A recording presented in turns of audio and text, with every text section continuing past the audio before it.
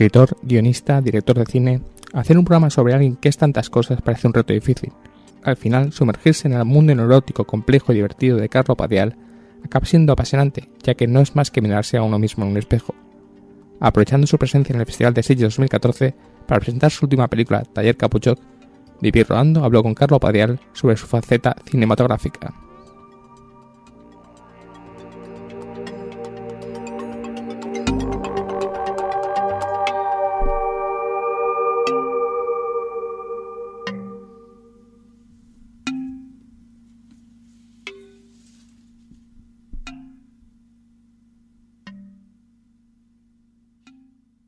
Su primera película, Mi loco Erasmus, y esta segunda, Taller Capuchot, son dos películas casi complementarias que retratan al artista, al creador, como un ser destinado casi a la autodestrucción.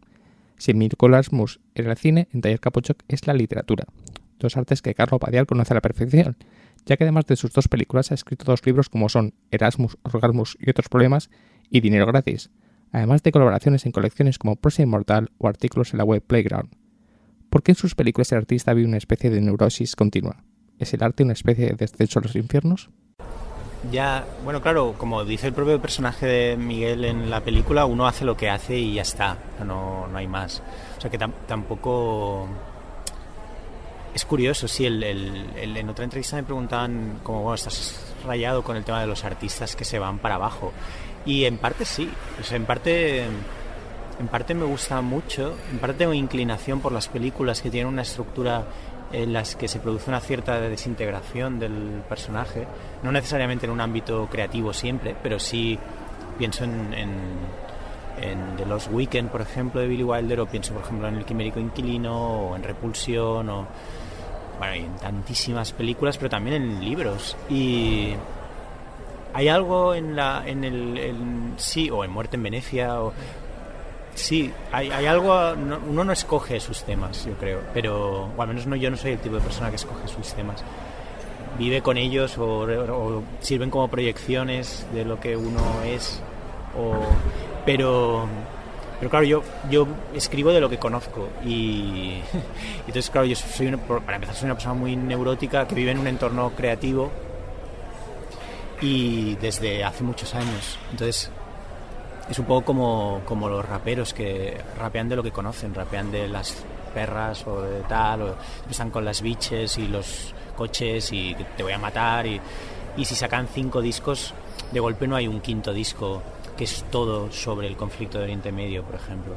¿Sabes? No, como bueno, se acabó, ahora vamos a hacer un disco sobre eso o sobre, yo qué sé,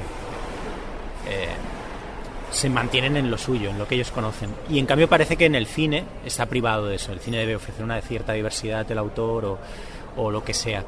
Yo como realmente creo, y lo creo de verdad, y lo digo en los post-screenings, pero es que es lo que hay, creo que estamos frente a un cine nuevo y no necesita de referentes ni validaciones exteriores. Estás frente a una forma nueva de hacer cine que está por definir, que está por crear, que se está creando y de la cual estamos viendo los primeros pasos, yo creo que es el punto en que estás viviendo ahora el cine es tan bestia como el paso del mudo al sonoro. O sea, el tema digital y la relación con internet y la forma en la que hoy se puede hacer cine ha cambiado tanto que solo lo sabes si tú has vivido las dos realidades y si las has vivido activamente, no como técnico.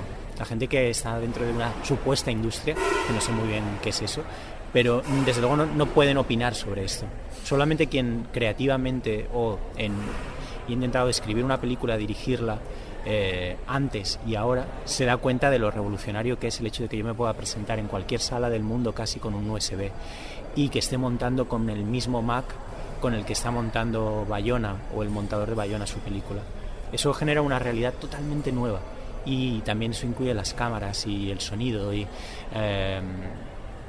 mil cosas, la compresión del sonido, el hecho de que al final todo va a acabar reducido a un mob y el cómo el espectador está evolucionando de una forma increíble, ya no partiendo de la mala televisión de la que venimos y que ha generado toda esta especie de cine, mucho del cual es espantoso, sino que está evolucionando hacia otra cosa derivada de internet y derivada de una especie como de suciedad en la imagen, de fragmentación extrema, de estar golpeado por impulsos todo el rato, durante todo el día, conviviendo con la imagen, creando imagen. Es nuevo, y el cine independiente o el cine hecho con poco dinero, o llámalo como quieras, no puede estar al margen de eso. No puedes estar haciendo cine como si estuvieras en los años 70, que es lo que yo veo, o expresamente para festivales, que es lo que yo veo, o haciendo cine para Sundance, que es cine de Sundance, ya con los códigos que sé que me van a aceptar cuando vaya a Sundance. Yo no hago ni cine para festivales, ni cine para Sundance, ni hago el cine que hacían en los 70. Me estoy atreviendo a pensar el cine que creo que tengo que hacer yo hoy. Y eso incluye un montón de cosas que no veo que esté haciendo mucha más gente. Pero que por suerte la está haciendo mucha más gente, porque todo el mundo llega a la misma conclusión. Y eso incluye a Canódromo, incluye a Vengamonjas. Y en mi caso particular, el tema en estas primeras películas ha sido el ámbito creativo. Porque una de las cosas que yo traigo es esa cosa. Yo quiero hablar de lo que conozco. Y tengo clarísimo que una de las virtudes de este tipo de cine de bajo presupuesto es que me permite contar mi historia. Y eso es alucinante. Solo yo puedo contar mi historia. Y entonces estoy muy apegado a eso, apegado a esa cosa.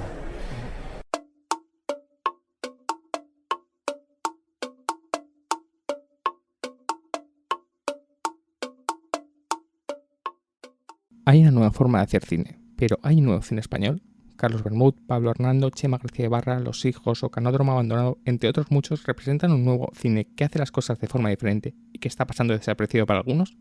Un cine del cual Carlo Padial es uno de sus principales referentes. Y lo hablaba el otro día con un pintor amigo mío que está en otro rollo y en otras cuestiones, y hablando de otras cosas, hablábamos de pintura y del circuito de galerías y tal, pero que en el fondo siempre pasa lo mismo. O sea, las cosas van a acabar siendo absorbidas, pero es normal que en el momento en el que se producen nadie las quiere absorber y no se sabe muy bien qué hacer con ello, y especialmente en España, donde si tú tienes un poquito de memoria o has visto un poco de cine de verdad del que se ha hecho en España, verás que en España las cosas han pasado de largo, no solo en el cine sino en general. Es decir, no ha sido absorbido nada de verdad excepto por individuos muy puntuales. Es decir, cuando en España para mí los mejores cineastas son individuos puntuales, son Buñuel, pero tú no puedes decir que hubiera 5 Buñuel.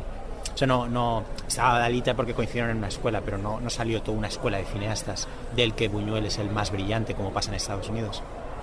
¿Sabes? O sea, tú tienes, no sé, te salió Jarmusch, pero había toda la escuela de Nueva York. Entonces Jarmusch era a lo mejor el que lo hizo mejor, o el que dio más en el clavo, tal. O luego te salió esto o lo otro. Salen 20 y de esos uno es el que nos gusta o es el que queda. Aquí no tienes eso, aquí tienes individuos que van bastante por libre y que además no absorbe la industria. A Joaquim Jordà no lo absorbió la industria, a Buñuel no lo absorbió la industria.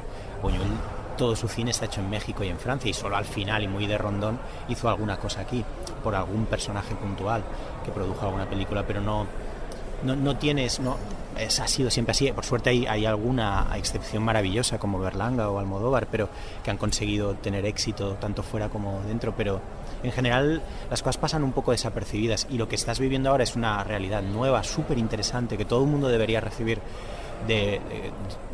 como una gran noticia, porque lo es.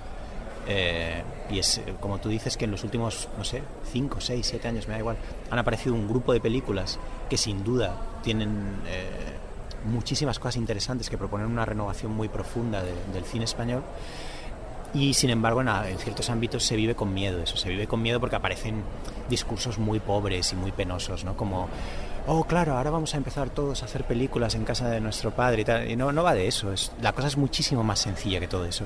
Lo que tienes que celebrar es la aparición del talento.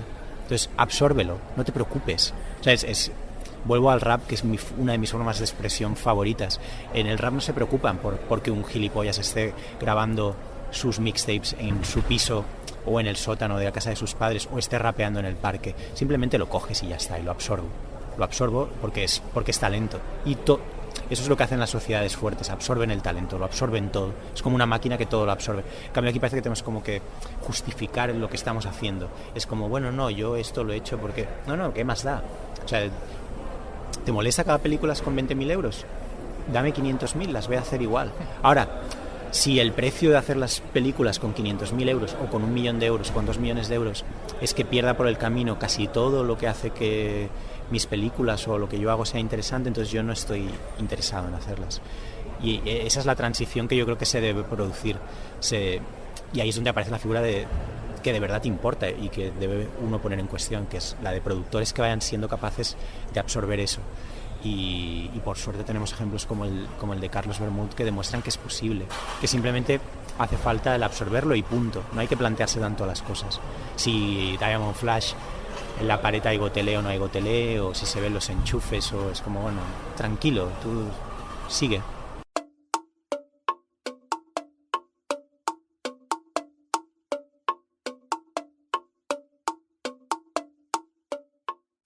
Y cuando hablamos de un nuevo cine en nuestro país, chocamos con el tema recurrente siempre, el dinero. ¿Acaba siendo el relativamente poco dinero con el que Padilla al rodar sus películas un tema que tape sus méritos artísticos? ¿Es el dinero tan importante cuando se habla de cine? Eso no es una cosa específica española, es el cine, pero es otra de las cosas por las que insisto que estás viviendo una revolución increíble. Y la gente no lo ve, lo dice y si lo dices y te miran como... ¿Qué dices? ¿Está loco? ¿Qué le pasa? No, es así. El cine ha estado siempre asociado al dinero. Y ahora ya no tiene por qué estarlo. Pero ahora es hace poco. Cuando la gente te dice, siempre se ha hecho cine con una... No, pero no era igual. Es que yo empecé haciendo cine, como tú dices. Y yo recuerdo lo que costaba cortar un plano. Cortar un plano era tener el celuloide y lo cortabas como si fueras el puto Einstein. O sea, lo tenías que cortar, lo tenías que tal... Yo he empezado haciendo eso. Uno de mis primeros cortos está hecho en 35 milímetros en una productora que producía cosas así. La revolución es enorme. Y una de las grandes cosas es que el cine ya no está vinculado necesariamente al dinero. Es una gran cosa, pero a nivel de mentalidad la gente sigue asociando cine y dinero. Entonces lo más remarcable cuando te aparecen películas hechas así es ¿y el dinero? Porque es todo el cine lo asociamos a dinero. Cuando tú ves un plano de una grúa estás pensando en dinero. Cuando tú ves a ciertos actores estás pensando en cuánto han cobrado. Por eso crea esa dialéctica de cuánto ha recaudado luego, de cuánto tal. El cine que tú estás proponiendo es otro. O sea, ya no me importa eso. Estás buscando otras cosas. Estás buscando subirte a 2014, donde las imágenes más importantes que tú has visto en los últimos, 10 años están grabadas con móviles, están grabadas, piensa, desde el 11 de septiembre hasta hoy. Las imágenes que van a definir tu época son imágenes de una calidad de mierda, revolucionarias. Y las imágenes que estás consumiendo todo el puto día en tu Facebook, en YouTube, tal, son una mierda. Eso genera una nueva estética, una nueva relación con la imagen y con la imagen en movimiento también. Ahora, ve a decírselo al productor de 50 años que no tiene ni puta idea, que está totalmente desconectado, que sigue cerrando los acuerdos por teléfono con las televisiones como una cosa entre cortijos. Ve a contárselo, no le interesa, obviamente. Pero tarde o temprano va a acabar pasando por nosotros, porque es normal, porque al final todo queda asimilado y porque no les va a quedar más remedio, además, porque cada vez más, si ya estás viviendo eso, en España solo se producen o pelis gigantes o estamos nosotros. Ya se ha eliminado la clase media de cine y entonces de manera natural va a haber que generar algo ahí, porque hay muy poca gente que pueda producir películas tan caras como las de Bayona o como las de Javi Ruiz Caldera y hay mucha más gente haciendo cine. Entonces yo creo que cuando se habla de nuestro cine y se liga a, tú le dices low cost o bajo presupuesto, yo creo que viene dado por eso, porque a bote pronto lo más llamativo es que propone un cambio de paradigma, y es verdad, pero lo alucinante es que yo creo que de manera natural hemos dado el paso a hacerlo, cada uno por su cuenta y sin ver si lo están haciendo fuera. Yo creo que eso es una de las cosas también súper interesantes que no leo en ningún sitio. Yo no te puedo dar ahora mismo un referente parecido. Y eso yo creo que es maravilloso, deberíamos estar muy contentos. O sea, yo cuando descubrí a Vengamonjas, una de las cosas que me fascinó cuando los conocí, cuando los vi sus vídeos antes de conocerlos, era la precariedad con la que estaban hechos sus vídeos y la falta de vergüenza por la precariedad con la que estaban hechos sus vídeos. Eso es totalmente revolucionario, totalmente revolucionario. Y ellos además no son conscientes de ello, les importa una mierda eso. O sea, no había ni el más mínimo academicismo, ni la más mínima preocupación porque sus vídeos parecieran buenos vídeos o vídeos bien hechos. Había unos saltos ahí de todo, de escala, de eje, de hostias, de uno te mira así, el otro te está mirando allá, y además estaba orgulloso eso. Y cuando lo vi, tuve un punto de, bueno, es como que estoy viendo, o sea, esto es como la primera vez que vi Lynch. O sea, no lo pude... Es increíble eso. Pues eso, o sea, y creo eso es lo bonito, que automáticamente, por ejemplo, gente me dijo, sería guay conectar esto que estáis haciendo con los que están haciendo pelis fuera, y no fui capaz como de vincularlo. Piensas en el cine este como... ¿Cómo se llama? Como ¿cómo se llama este cine que se hace en Estados Unidos con muy poca pasta? Ahora no me sale el nombre. De no os lo diría al instante, pero... Y vi películas de ese tipo, que son como pelis que ya voluntariamente juegan como al low-fi, al estar hechas con muy poco... Ahora no me sale el nombre. Pero no tienen nada que ver en realidad, porque están hechas casi dentro de una corriente como indie, y tienen mucha pose esas películas. Es como algo casi como de tíos que hacen videoclip y se lanzan como queremos que veas que la peli es un poco chuchurría, y no tiene nada que ver en realidad con lo que tú estás con lo que propone Julián, por ejemplo, con lo que propone Canódromo. En realidad es un cine muy serio, muy serio, muy brillante, muy inteligente, que ha decidido hacer por circunstancias con poco dinero, y está generando unos códigos súper interesantes. Nosotros con Mi Loco Erasmus es algo parecido, nos subimos a toda la metralla de internet para construir una película. O sea, es como que la arquitectura ya no parte del cine independiente que hemos visto, sino parte del propio internet. Está compuesta con Google Maps y está compuesta con conversaciones de email, y la nueva, por ejemplo, está compuesta con la fragmentación con la que tú estás viviendo tu día a día, y con la ausencia de acciones con la que tú estás viviendo tu día a día. Pero no tiene referentes ecos directos fuera. No hemos ido a copiar a Primer, y me encanta Primer, pero Primer propone otra cosa totalmente diferente. También está hecha con poco dinero, pero es otra cosa. Entonces, a todo esto le debes añadir lo alucinante que es algo autóctono tuyo, y creo que en vez de cuestionártelo y preguntar si esto es low cost o tal, lo que tienes es que celebrarlo e incorpóralo todo, róbalo todo. O sea, yo creo que parte de esa reacción tan encendida, tanto elogiosa como negativa, que generan estas películas, vienen dados precisamente por lo novedoso que es, y eso genera una reacción, y es una reacción buena en realidad. Regresamos al cine Carlo Padial con la primera pregunta que uno le viene a la mente tras ver Mi Loco Erasmus y Taller Capuchoc. ¿Hemos visto una comedia? ¿Nos hemos reído? La respuesta es afirmativa. ¿Pero realmente pueden ser calificadas como comedias dos películas con momentos cercanos al terror? ¿Qué pretende decirnos Carlo Padial con este humor tan terrorífico y a la vez tan cercano?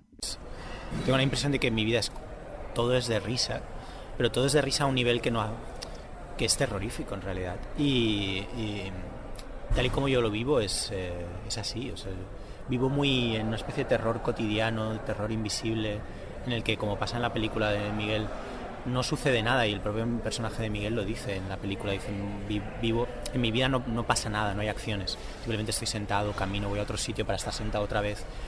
Eso es mi vida. Creo que es la vida de casi todos nosotros. O sea, cuando dices que te ha pasado, te tengo que contar una cosa que me ha pasado, en realidad, ¿qué ha pasado? Estabas sentado, y ¿qué te ha dicho tu amigo que se metió MDMA y de práctico sexo oral a un travesti? Bueno, tampoco pasó nada, es una cosa un poco estúpida, ¿no? Tú la vives como algo muy... No hay acciones en nuestra vida. Entonces, por un lado hay eso, y sí, y la comedia y el terror para mí van juntos.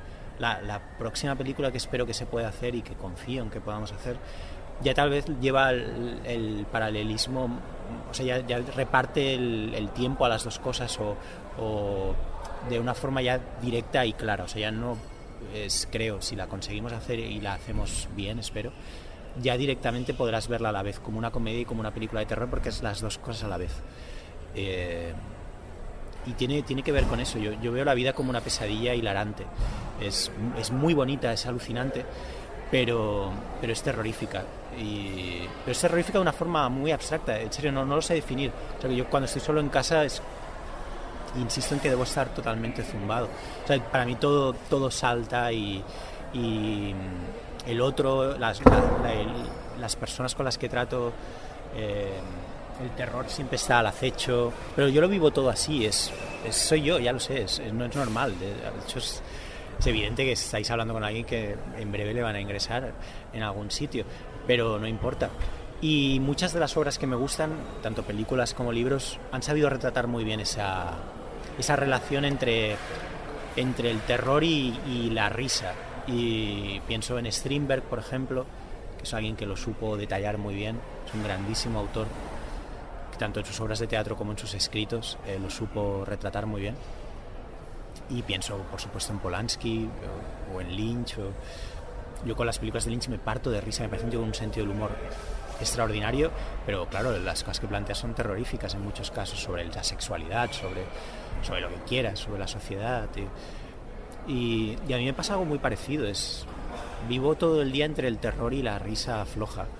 Y entonces todo lo que escribo o hago, o mis intereses siempre están un poco divididos ahí. Lo que igual sí que es verdad que en Mi loco Erasmus, por ejemplo, predominaba el documental con ingredientes de comedia y un poco de bajón, un poco de drama, porque la historia en sí era un poco bajón. Y en esta tiene algo de peli muy paranoide, pero que nunca se concreta, que es un tema que me encanta, que no sé hasta qué punto he conseguido plasmar en la película, pero que me gustaría revisitar, porque creo que toca una tecla que yo no he visto mucho en el cine, que es el hecho de que el terror es incierto, y no te puedo ahora mismo poner 10 películas de ejemplo de eso, y Capuchok lo apunta, no sé si lo llega a concretar, creo que no lo llega igual hasta el final, no lo consigue igual hasta el final mostrar, pero me gustaría reincidir en eso en algún otro proyecto, porque me parece una idea muy interesante. O sea, toda la película Miguel está bajo la amenaza de algo que no solo no se concreta, sino que ni siquiera, o sea, en cualquier película en algún punto lo hubieran secuestrado, o todos los que montan el taller están compinchados, o hay una secta, o yo qué sé, o el tío está loco, o aquí no hay nada de eso, ni siquiera hay la antesala de eso, pero sin embargo sí que se sostiene una especie como de mal rollo, es muy difícil precisar las cosas y eso me parece interesantísimo, porque se ajusta más a la realidad que cuando ves una película un poco paranoide, en la que siempre al final hay una explicación para las cosas.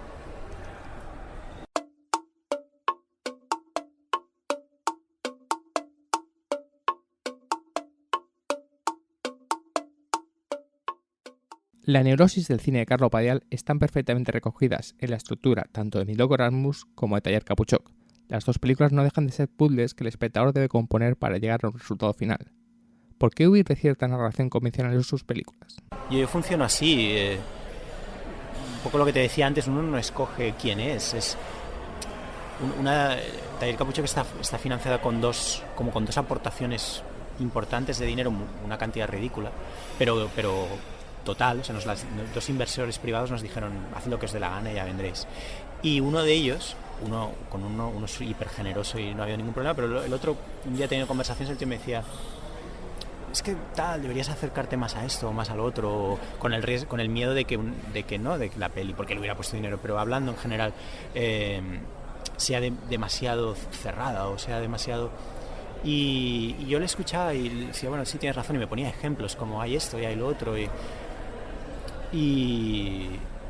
me hablaba de Santiago Segura, como en plan, ya de sus primeros cortos el tío ya demuestra una vocación, y sí, es perfecto, es verdad, a mí me gusta, o sea, no, pero pensé, pero uno no escoge lo que le gusta, o sea, yo si pienso, a mí lo respeto a todo el mundo y me encanta todo, pero a mí no me ha movido nunca, no sé, no Segura en concreto, sino me ha movido nunca. Yo nunca he querido hacer una peli como las de Spielberg y nunca, en cambio sí recuerdo perfectamente la impresión de ver Fraude de Wells, o de ver Dinero de Bresson, o no lo sé, o sea, o las pelis que, o sin ir más lejos, Trash Humpers entonces es un ejemplo muy ido, pero es verdad que las películas que me han transformado, que me han querido como lanzarme todas son muy arriesgadas y todas tienen al autor muy presente, y todas o no sé, o Una mujer bajo la influencia de Cassavetes, o Sonata de otoño. Pienso en todas las películas que realmente me han transformado, y entonces tiene que tener eso, ¿no? Tiene que tener entonces yo tengo que hacer las películas que de algún modo siento que me representan. Uno no escoge sus temas ni sus estructuras. Entonces yo a veces, por ejemplo, cuando estaba acabando esta película, sí pensé, hostia, es súper rota, es como dices tú, es como un puzzle, ¿Por qué no he hecho una historia más lineal? ¿Por qué no hago una peli cerrados en un piso con una pareja que tienen un conflicto? Y no digo que no la haga. Digo, pero uno no escoge. Las cosas que realmente me entusiasman son estas y tienen algo de fragmento y tienen algo, y creo que tiene que ver con cómo funciona mi cabeza. Y creo que una de las cosas muy, muy rompedoras para mí al menos fue cuando, tanto a nivel de escritura como a nivel de hacer vídeos o películas, fue cuando abrí la posibilidad a atreverme a verbalizar y a seguir las cosas que en cierto modo me limitan, pero también me definen.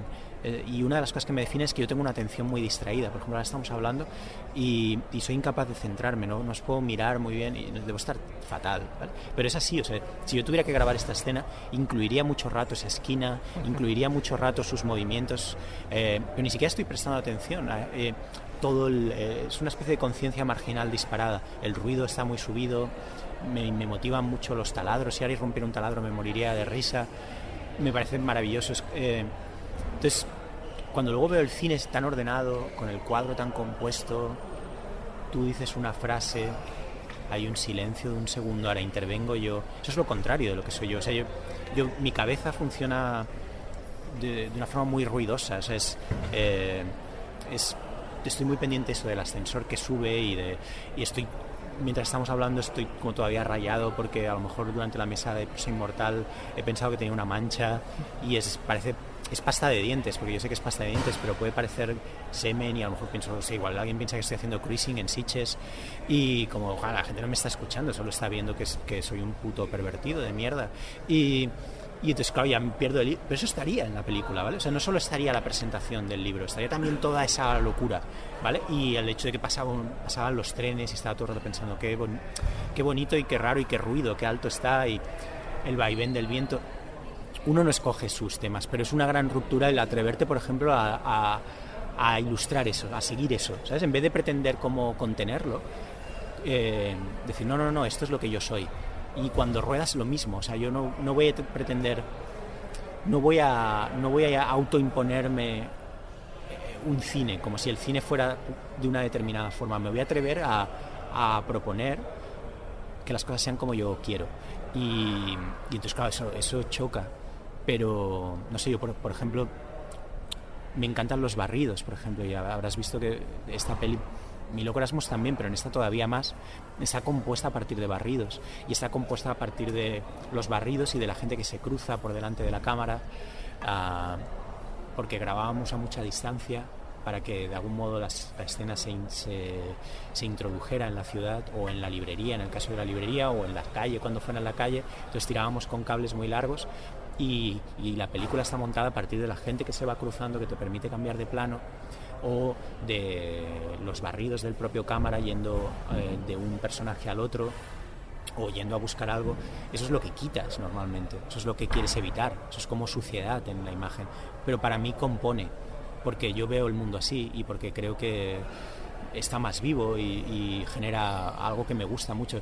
Yo vengo del arte y vengo del dibujo y aunque ya lo tengo muy olvidado, pero y de algún modo vivo todos esos barridos y esos cruces y toda esa presunta suciedad como mi forma de pintar, casi como mi forma de crear, como mi forma de... Y también el uso del sonido también viene a sumar eso, los taladros y el timbre que ahora escuchamos. Y yo no pretendo dejar todo eso fuera, lo quiero sumar, y hay maestros absolutos en hacer eso en cine.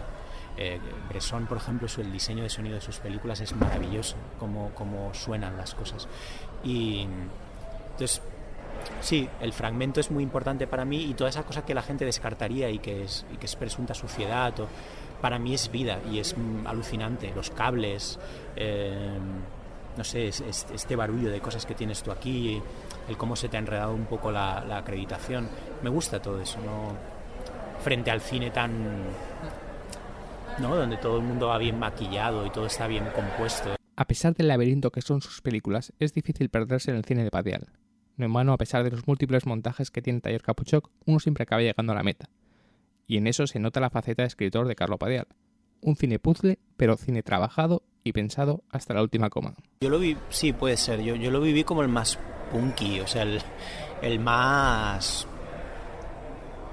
El más roto, sí, pero por ejemplo en Madrid tuvimos la suerte, hemos tenido la suerte de que ha venido gente a la que admiramos muchísimo a ver la película y entre ellos vino Sergio Sánchez, el guionista de Lo Imposible, y que es un gran guionista para mí y que está escribiendo películas increíbles que se van a hacer en los próximos años en Estados Unidos, y dijo, me parece alucinante que hayáis hecho la peli como la habéis hecho porque está súper bien construido.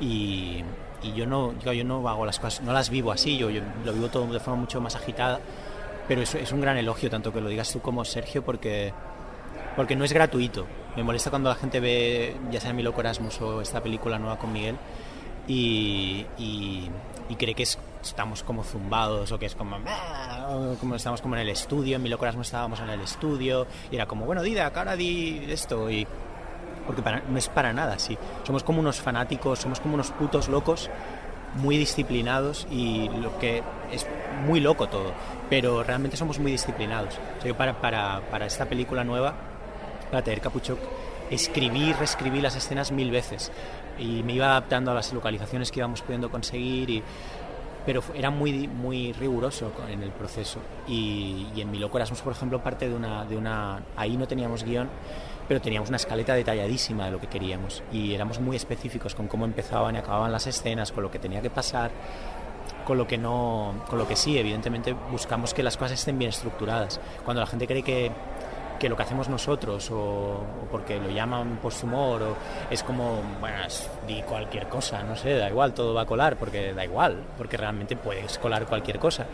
En realidad no puedes colar cualquier cosa. Yo te invito a que hagas cualquier cosa y me la enseñes, porque muy probablemente va a ser horrible, porque si yo no preparo las cosas, ya te digo yo que las cosas que salen son horribles, tienes que prepararlas. Y ahora a lo mejor los intereses que hay detrás son muy raros, o son muy extraños, o son muy... Eso sí te lo acepto, pero no son indolentes, ¿sabes? No caemos en bueno, va a colar, aquí puedes meter 5 minutos de cualquier cosa y va a colar, porque a la gente que viene a ver esto le cuela todo. Al menos yo no soy así, y me consta que Julián, por ejemplo, no es así, Xavi y Esteban no son así.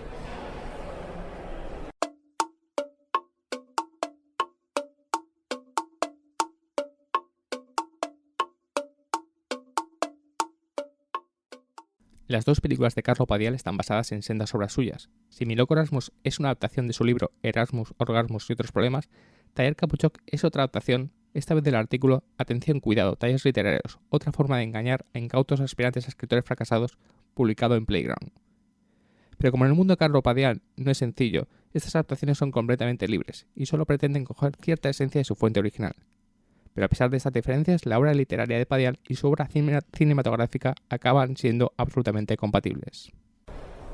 En general yo tiendo a tener problemas, y creo que viene ya de como un problema mío desde que era pequeño, tiendo a tener problemas con las restricciones y con el cine es esto, o una adaptación debería ser lo otro. O sea, a la que me propones algo, lo primero que pienso es, vale, pero ¿y por qué? ¿Y seguro?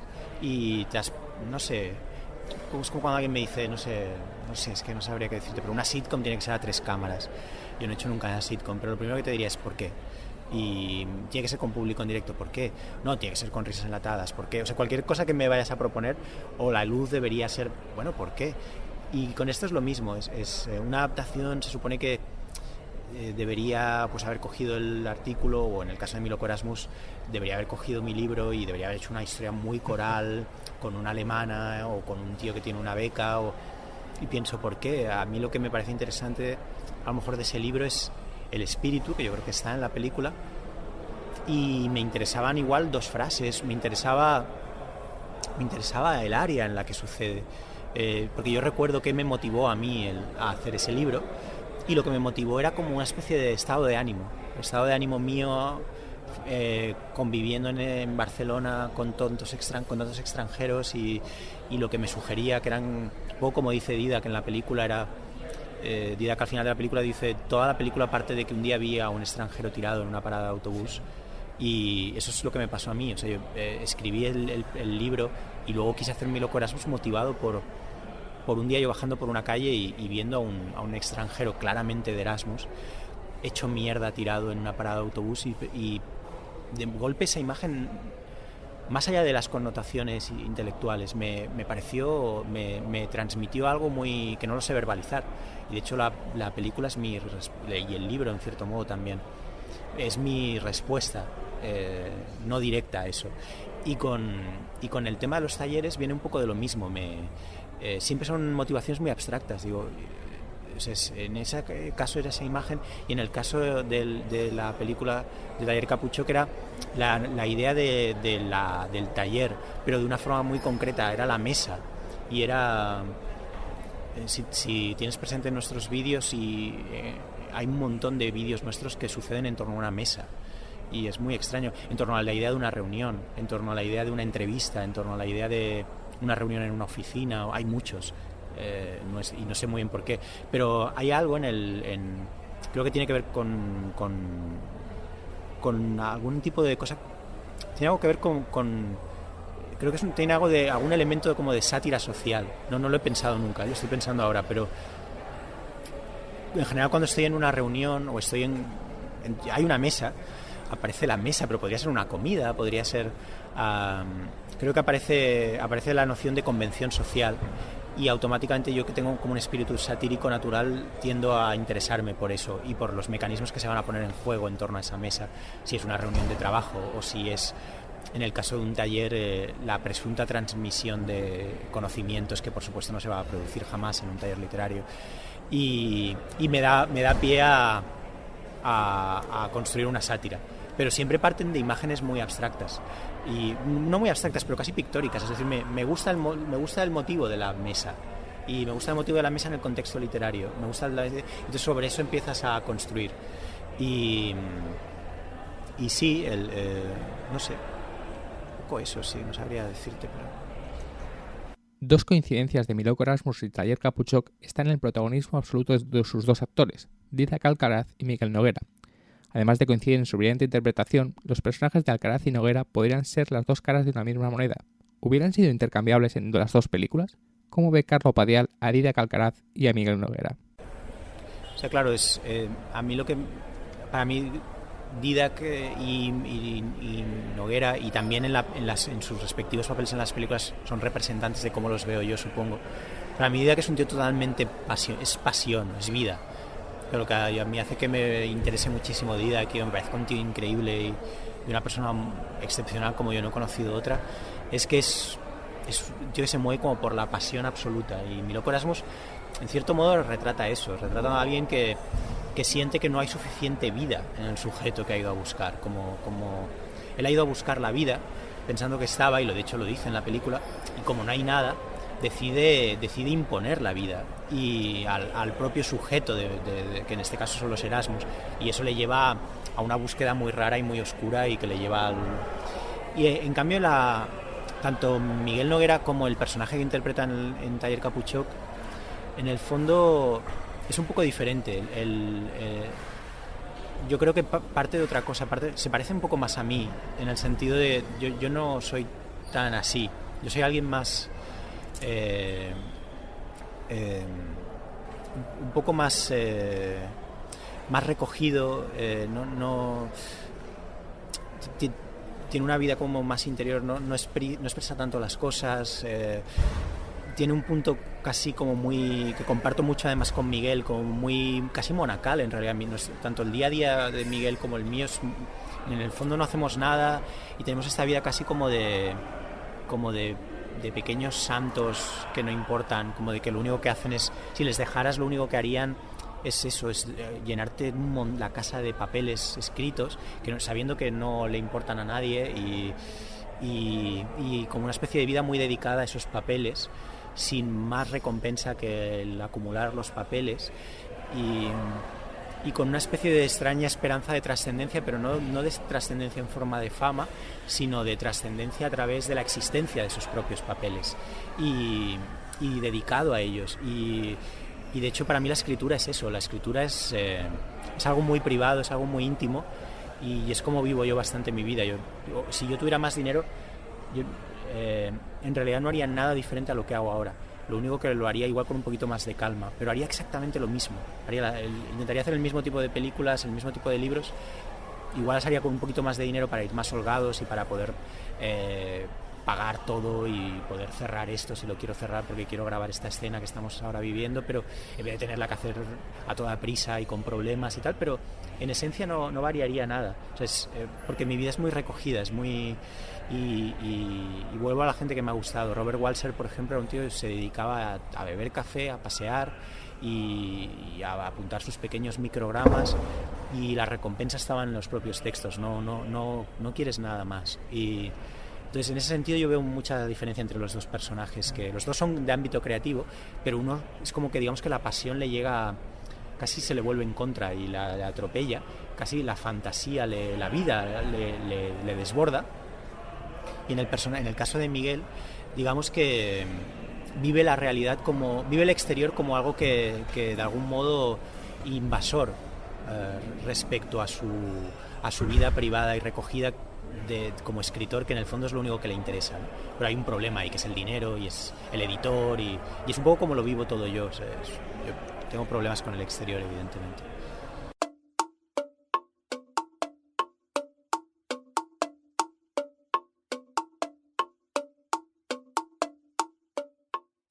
Uno de los elementos más interesantes del cine de Carlo Padial es cómo sabe transmitir la paranoia y neurosis que vivimos en estos tiempos.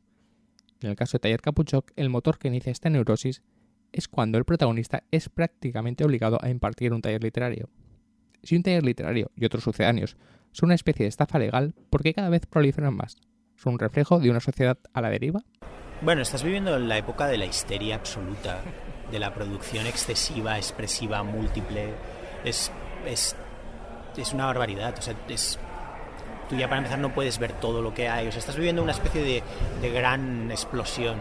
Yo tengo la impresión, pero son mis vivencias locas, y algunas de ellas las explico en mis textos, en mis artículos para Playground, de que estás viviendo una especie de edad media, en el fondo es previa a algo que será guay, pero ahora mismo estás viviendo una especie de cosa muy oscura. En el fondo nadie sabe nada, estás viviendo una especie de Far West, donde lo mismo te pegan un tiro, o lo mismo te haces sheriff del sitio, o monta un pueblo. O sea, es como que se ha abierto todo. O sea, antes estaba todo no había una pirámide muy marcada y ahora se ha abierto todo. Yo creo que te pasa también la explosión de cine zombie. En el fondo puedes vivir el sector cultural como algo así, son todo gente corriendo y eso es bonito. O sea, en realidad es aterrador, pero es bonito también, y hay una gran histeria. Entonces estás rodeado, yo siento que vivo rodeado de histéricos y de gente profundamente histérica y de muchísimo ruido. Internet es como una especie de pingüinos todos chillando. Cuando ves un documental de estos de pingüinos que hablan todos a la vez, y eso es Internet, pero Internet es un reflejo de lo que estás viviendo ahora. Nadie escucha a nadie porque nadie tiene tiempo, la gente pone sus cosas pero no lee la de los demás, y es como, bueno, yo mismo lo vivo, es como, bueno, yo porque voy a ver tu película, tú no viste la mía, y hay como una cosa ahí como absurda, es como, bueno, yo no tengo por qué ver tu película, yo no te he pedido que veas la mía, que te jodan. Es como, ¿sabes? Gente que se enfada porque ellos tienen un libro, pero ellos leyeron tu libro, ¿y por qué no es como, no lo sé de qué me hablas? O sea, yo no te he pedido que... Entonces estás viviendo una época muy histérica y se ha liberalizado todo, ya no es un problema de que las imprentas sean baratas, es que ya no hay imprentas, ya nada de... Entonces eso genera una nueva realidad muy ruidosa, por eso la asemejo en cierto modo a la Edad Media. Es un poco oscura en realidad, es como una especie de oscuridad. La gente cree que está viviendo en la edad de la información, yo creo que estás viviendo en la confusión absoluta. De hecho, estás viviendo en la desinformación absoluta, y es muy fácil demostrarlo eso. Yo puedo crear mi vida, puedo proyectar la imagen de mi vida que yo quiera sin ningún tipo de problema, sin que tú la puedas comprobar de ninguna forma. Y hay muchas películas que hablan de eso. Catfish habla de eso, y es verdad. O sea, yo puedo ahora mismo, no sé, ofrecer mis servicios como guionista falseando todos mis datos, y tú te los vas a comer con patatas, no los vas a poder, porque estás tan inundado por datos que te vas a tener que creer lo que yo te diga, y yo te voy a poder montar mi bobina haciéndote creer que he sido guionista de lo que yo quiera. Y es un ejemplo, pero lo puedes multiplicar por lo que estás viviendo, una época en realidad de una gran oscuridad, pero en vez de vivirlo, y poco a poco se va a ir ordenando, poco a poco va a ir, creo que dará paso a una realidad mejor que la que había antes, previa a Internet, donde verdaderamente el talento puede fluir y las comunicaciones serán mucho más rápidas y tal, pero probablemente no tan eso, no tan Far West como ahora, o sea, en la que verdaderamente cualquier gilipollas puede decir cualquier cosa y hace el mismo ruido que una voz interesante. No pasa nada, es lo que estás viviendo y es lo que te ha tocado. Estás inundado por música, es como, bueno, no puedo escuchar música, es como no hay atención para nada, es como yo cada semana tengo 10 discos que quiero escuchar. Es absurdo, yo antes tenía un disco y era bonito, se le tenía que dedicar un espacio a... Es como, ahora la gente es como ya dice, disco del año, y ni siquiera ha salido, se ha filtrado el disco. Y es como, bueno, es como, esta es la peor película que he visto en mi vida, y es como si te la has bajado de internet en una copia asquerosa. ¿Tú qué sabes? O sea, es que no sé, estás viviendo en una gran entonces en esa histeria, tiene un gran elemento de histeria, si miras lo que es la histeria en psicoanálisis, es una gran histeria. Los talleres y las escuelas están haciendo su agosto en realidad. Fíjate que porque es casi la única forma de sacar el rendimiento económico a las hordas y hordas de gente que se quieren sumar a esta especie de gran ruido, y también para la gente que no está teniendo el suficiente éxito en la práctica de lo que está haciendo. Casi el único sitio por el que puede pasar es dar clases, y entonces se dan casos extrañísimos de gente que no ha hecho una puta película en su vida y está dando clases de cine. Una cosa que es una cosa alucinante, o sea, yo no lo puedo entender, o sea, yo he publicado 2 libros y en mi vida se me ocurriría dar una clase de literatura. Soy un idiota. ¿Qué queréis que os enseñe? Yo no sé nada. O sea, no sé, clases podría dar, no lo sé. Arrabal puede dar clases. No digo que haya que ser Arrabal para dar clases, pero es toda una locura, y no te preocupes que vas a tener a tu horda de histéricos dispuestos a seguir al pie de la letra todo lo que les digas si le das clases, porque entonces estás viviendo en ese mundo, y los talleres literarios me parecen una buena imagen para retratar la época que estás viviendo, esta especie de época donde todo vale y nadie sabe nada, porque Internet de algún modo, como dice Miguel en la película, ha borrado todo lo que sabíamos y ha hecho un reset muy bestia. Para adentrarnos mejor en el mundo cinematográfico de Carlo Padial, hablé con la crítica de cine y periodista Desirée de Fez. Ella cuenta qué es lo más atrayente del cine de Carlo Padial. A mí lo que más me interesa de Carlo Padial, no solo en sus películas, sino también en sus libros, o incluso cuando hace stand-up comedy, es que no es nada miedoso. O sea, es un director que cuando se mete a un tema, se mete a saco. O sea, no le da miedo que en el proceso el primero que pueda salir herido es él. Y yo ante películas como Mi loco Erasmus o Taller Capuchok, el miedo no me viene tanto en algunas situaciones de terror que se plantean en la película, sino en la exposición, ¿no? O sea, encontrar a un director que tenga el valor de hablar de temas como los que trata de una forma tan frontal, sin ningún miedo a mostrarse y a enseñar lo que piensa de las cosas, y hacer también el proceso de introspección, ¿no? De meterse y ver lo que hay ahí, lo que le apetece contar y lo que no, es algo que me interesa muchísimo. O sea, yo creo que aparte de la cantidad de ideas por minuto que dispara en cada película o en cada texto, en cada monólogo cuando hace stand-up, es eso, ¿no? La capacidad hasta que tiene de meterse en el fondo y decir, bueno, igual en el proceso de encontrar mi película acabo hecho polvo y acabo herido, pero creo que tengo que enseñar esto y que tiene que estar ahí.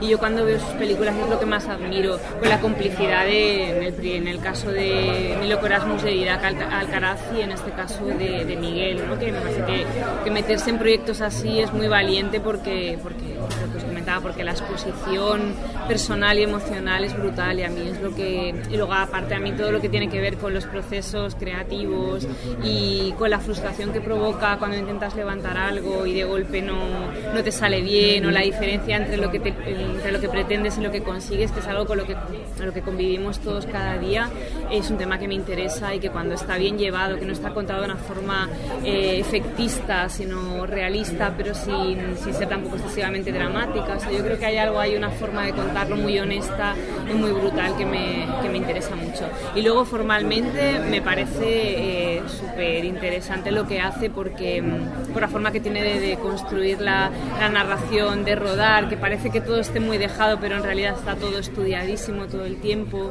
Creo que es un director muy, muy interesante, vamos, que lo que propone, vamos, que merecería pues esto, ser absorbido por el cine que se hace en este país. Además de crítica, Desirée de Fez es comisaria del Festival de Cine Low Cost. Por eso nadie mejor que ella para hablar sobre si en España ha surgido hace tiempo un nuevo cine, una serie de creadores en el cual Carlo Padial es uno de sus principales referentes. Yo creo que sí que hay una serie de personas haciendo algo distinto por una cosa tan sencilla como que ha cambiado la forma de hacer cine. Antes era mucho más complicado levantar una película. Ahora sigue siendo dificilísimo hacer una película en las condiciones adecuadas, en las que a todos nos gustaría, pero la posibilidad de hacerla está ahí. Es decir, tú puedes... Ahora cualquiera con una cámara y cualquiera con un programa muy sencillo de montaje puede hacer una película. Que sea buena o mala es otra cosa, eso no tiene nada que ver, pero sí que hay esa posibilidad de hacer algo de una forma más inmediata, y yo creo que eso hace que muchas ideas se puedan utilizar de una forma más rápida, que no tengas que pasar tantos filtros, que puedas un poco hacerlo lo que te gusta. Y yo creo que toda esta generación, el cambio de la coyuntura, del contexto, les ha servido como para apostar por ideas en las que creen, por hacer un cine muy personal, hacer un cine propio, con voz propia y con ideas muy claras, que reflejan mucho el momento en el que se está viviendo, y aparte gente que está muy preparada y que no es nada sino hacia el cine, que por un lado les gusta mucho el género, pero por otro lado tienen una voz de autor muy clara y muy definida, por lo que yo creo que han utilizado un poco este cambio coyuntural para hacer lo que quieren. El problema está en que eso es un primer paso, y el segundo debería ser que la gente que puede producir cine y que dispone de los medios para hacer un cine en las condiciones adecuadas detecte todo este talento y lo absorba, ¿no? Que es lo que ha pasado. Hay un primer paso que es maravilloso, que es lo que ha pasado con Carlos Bermúdez, ¿no? Que Bermúdez, después de Diamond Flash, que para mí es una película brillante, haya podido hacer Magical Girl y luego haya tenido este reconocimiento, es una gran noticia, ¿no? Porque todo este talento que hay ahí, que tiene una sensibilidad común, que se han dado cuenta de que las cosas han cambiado, de que el patrón de hacer cine es distinto, de que ahora hay otra forma de hacer cine, de producirlo, de dirigirlo, de hacer que le llegue a la gente, tenga la posibilidad de ser absorbido, pues eso es lo interesante. Pero yo sí que creo que hay más que una voz común de que toda esta gente les guste lo mismo, les interese lo mismo. Yo creo que coinciden en dos cosas. Una, en eso, en que se han dado cuenta de que las cosas se están moviendo y que no puedes hacer oídos sordos a lo que está pasando y seguir haciéndolo de siempre, porque no puede ser, está comprobado, casi no funciona y casi solo hacen cine unos pocos.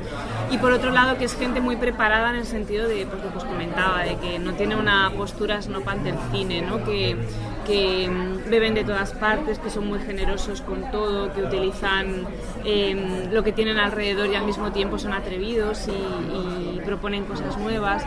Y yo creo que quizá algunos de los que comentas tienen cosas en común en relación a la forma de ver la realidad, lo cotidiano, o en relación a utilizar el humor, pero más que una sensibilidad común es una actitud ante el cine y ante la vida y ante la creación parecida.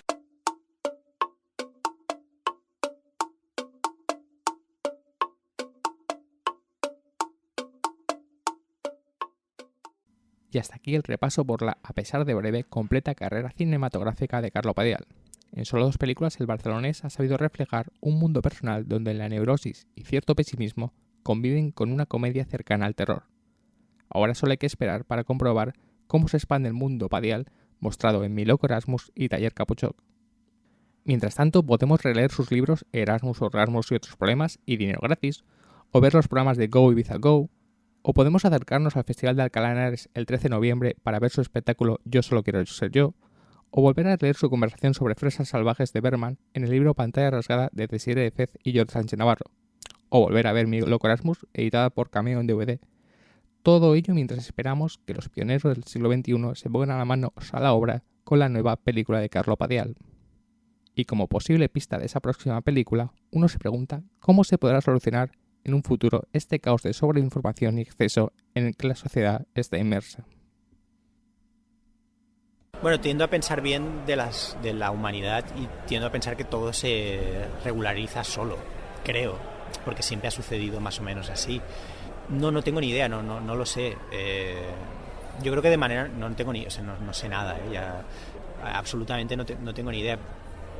Presumo que será así porque siempre ha sucedido así, es decir, porque de manera natural yo creo que predomina el sentido de, bueno, vale, ¿no? Igual que eso, el Far West era como, vale, matemos a todos los putos indios y los violamos y es increíble todo lo que podemos hacer aquí, y aquí hay petróleo, que se jodan todos, y en cierto punto hay como, bueno, vale, ya está, ya no violamos a nadie más,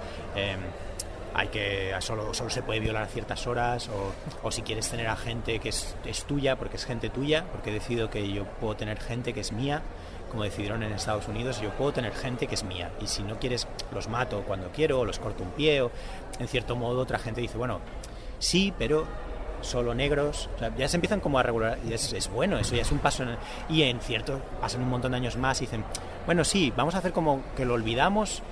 Va a seguir habiendo racismo, pero ahora ya será un racismo muy soterrado, ¿vale? Y tendrán sus radios y los tendremos en sus guetos, pero ya no los tendremos nosotros directamente en casa, porque eso no está bien. Y o sea, de forma natural las sociedades supongo que Internet va a pasar algo parecido, como pasó con ese Far West, me imagino, no lo sé. Yo creo que todo tiende a normalizarse, al menos superficialmente, y creo que Internet ha hecho un reset absoluto a todo lo que sabíamos, a todo lo que creíamos que podíamos hacer, y es como una bomba atómica absoluta, pero de manera natural tiene que empezar yo creo que la gente de manera natural lo pide, no puede ser, o sea, no puede ser la cantidad de ruido que hay, es molesto, simplemente es molesto, y vamos a querer, vas a necesitar que te organicen eso, toda esa maravilla, toda esa absoluta maravilla. Yo necesito pues a gente como vosotros que me filtre, de toda la gente que está haciendo cosas, que me enseñe quiénes son los que vale la pena escuchar media hora, pero porque me fío de vosotros, entonces voy a volver a vosotros, y es hora que vosotros tengáis éxito, es hora que tengáis publicidad, podáis crecer y podáis ser un portal de referencia. Al final tiene que funcionar un poco así, ¿sabes? Porque si no es un lío, ¿sabes? No sé, uno de mis sitios favoritos de internet es AV Club, porque me filtra toda esa puta locura que es internet. Yo necesito eso, porque yo no me puedo fiar de mi timeline, porque es un puto lío, es una puta gilipollez, son chalaos. Yo no puedo mirar eso, yo no miro eso. Yo no miro a 5 personas, pero yo no puedo ponerme a leer eso como si fuera el periódico, como está haciendo la gente hoy en día, que se leen eso mis noticias las saco de aquí. Pues estás jodido, o sea, son todos chalaos, cada uno con su agenda. Necesitas portales de referencia, y vas a necesitar televisiones de referencia, contenidos de referencia, y eso va a ir organizando nuevas productoras que salgan de internet. O sea, va a haber hay un trabajo nuevo que hacer, yo creo muy potente, pero está todo por hacer ahora mismo. Y eso es muy bonito, pero claro, genera una gran precariedad, genera una gran inestabilidad, que es la que estamos viviendo todos, y a todo el mundo le genera un cierto miedo, porque